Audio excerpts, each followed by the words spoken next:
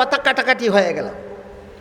আর কথা কাটাকাটির এক পর্যায়ে তাদের গলার আওয়াজ চড়া হয়ে গেল, গলার আওয়াজ বড় হয়ে গেল। বলুন তো, কোনো একটা বিষয় নিয়ে দুইজনের মধ্যে যদি কথা কাটাকাটি হয়, তাহলে এক সময় নিজের অনিচ্ছাতেই গলার আওয়াজ বড় হয়ে যায় কি না?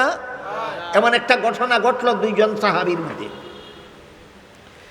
এমত অবস্থায় তাদের রসুলের সামনে বসে যে কথা কাটাকাটি করে গলার আওয়াজ বড় হয়ে গেল, এটা কি একটা গুণ না দোষ? এই দোষটা করেছিল কতজন লোক? এরা কারা? রসুলের দুইজন সাহাবী। এরা কারা?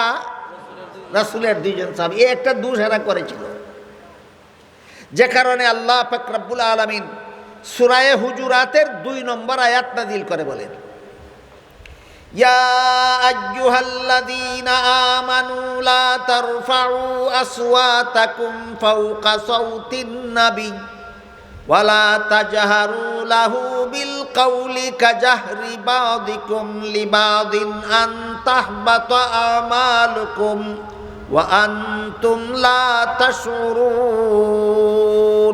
আল্লাহ বলেন, হে ঈমানদারগণ, আমার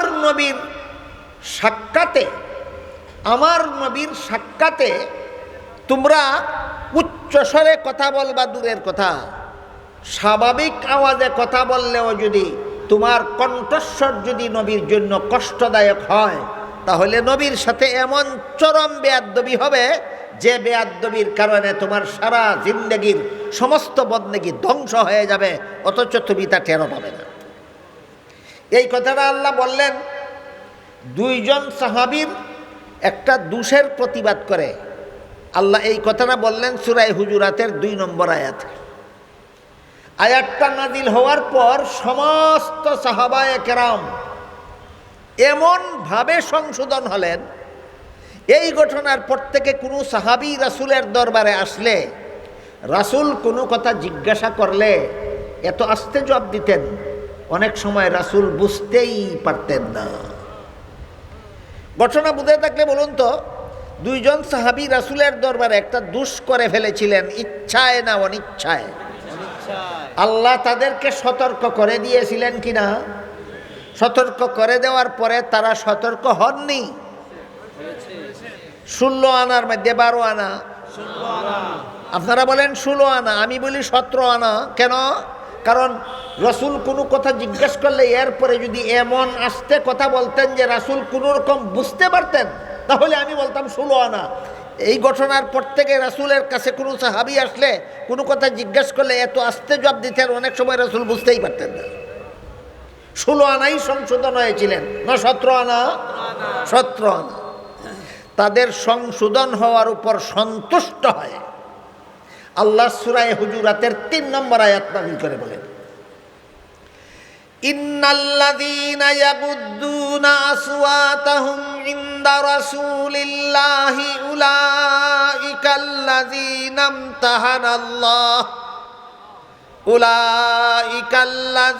ইমতাহানাল্লাহু কুলুবাহুম লিত্তাকওয়া লাহুম মাগফিরাতুন ওয়া আজরুন আযীম। কোন সূরার কত নম্বর আয়াত? সূরা হুজুরাতের 3 নম্বর আয়াত নাযিল করে আল্লাহ বলেন, নিশ্চয়ই যারা রাসূলের দরবারে আস্তে কথা বলে, এতক্ষণের কাহিনী বুঝে থাকতে বলুন ওরা কারা? নিশ্চয়ই যারা রাসূলের দরবারে আসলে আস্তে কথা বলে, আল্লাহ তাদের অন্তরকে তাকওয়ার ব্যাপারে পরীক্ষা করেছেন। পরীক্ষায় ফেল করার কারণে আল্লাহ তাদের সারা জীবনের সমস্ত ভুল ত্রুটি গুনাহ খাতা মাফ করে দিয়েছেন। পরীক্ষা ফেল করার কারণে না ফাঁস করার কারণে? সাহাবাদের অন্তরকে আল্লাহ তাকওয়ার ব্যাপারে পরীক্ষা করেছেন। পরীক্ষায় সাহাবায়ে কেরাম ফার্স্ট ডিভিশনে পাস। কোন ডিভিশনে পাস? ফার্স্ট ডিভিশনের কথা অন্য আয়াতে বলেছেন। অন্য আয়াতে আল্লাহ বলেন, ওয়াস-সাবিকুনাল আউয়ালুনা মিনাল মুহাজিরিনা ওয়াল আনসারি ওয়াল্লাযীনা তাবাউহুম বিইহসান রাদিয়াল্লাহু আনহুম ওয়া রাদু আন। আনসার সাহাবায়ে কেরাম, মুহাজির সাহাবায়ে কেরাম, যারা প্রতিযোগিতার মাধ্যমে রসুলের নির্দেশ পালন করতেন। আর আনসার মুহাজির ছাড়া আরও যত সাহাবাগণ আছেন যারা নেক কাজে প্রতিযোগিতাকারী, আল্লাহ পাক রব্বুল আলামিন এদের 3 দলের উল্লেখ করে বলেন এরা আস-সাবিকুন আল আউয়ালুন, নেক কাজে প্রতিযোগিতাকারীদের মধ্যে 1 নম্বর।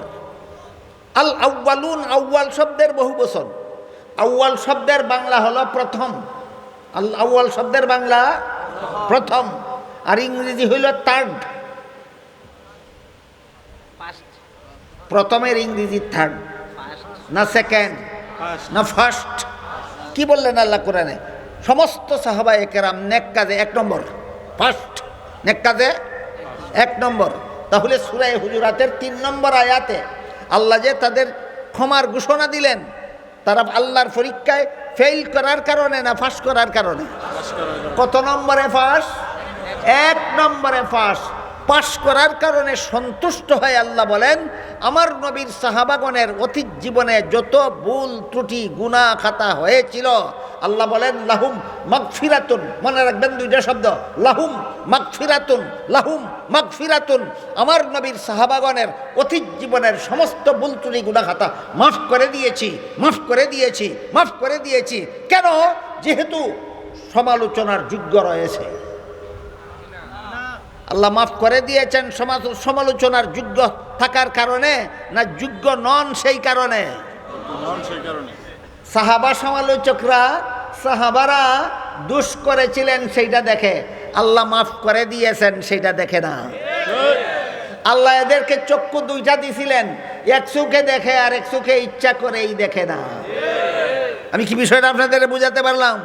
এবার বলুন তো, সাহাবা সমালোচকরা যে বলে সাহাবারা কি জীবনে কোনোদিন গুনাহ খাতা করেননি? আমি বলি 100 বার করেছিলেন। তারপর যার দরবারে অপরাধ ছিল তিনি মাফ করে দিয়েছেন। এরপরে তুমি কে সমালোচনাকারী? এই জন্য হাদিস শরীফে রাসূল করিম সাল্লাল্লাহু আলাইহি ওয়াসাল্লাম বলেন যেই ব্যক্তি আমার সাহাবাদের সমালোচনা করলো সেই ব্যক্তি আমি রাসূলকেই সমালোচনা করলো, আর যেই ব্যক্তি রাসূলকে সমালোচনা করলো সেই ব্যক্তি আল্লাহকেই সমালোচনা করলো, আর যে ব্যক্তি আল্লাহকে সমালোচনা করলো ওই লোকটা মরতে দেরি হতে পারে, আল্লাহ তাকে গজবের হাতে ধরতে দেরি করবেন না। হাদিসটা আমাদের বুঝার ব্যাপার। রাসূল যে বললেন আমার সাহাবাকে সমালোচনা করলে রাসূলকেই সমালোচনা করলো, আর রাসূলকে সমালোচনা করলে আল্লাহকেই সমালোচনা করলো, আর আল্লাহকে সমালোচনা করলে তার মরতে দেরি হবে, আল্লাহ তাকে গজবের হাতে ধরতে দেরি হবে না। হাদিসটা বোঝা দরকার। প্রথম কথা হলো রাসূল বলেন যে ব্যক্তি আমার সাহাবাদের সমালোচনা করলো এর আমি রাসূলকেই সমালোচনা করলো। সাহাবা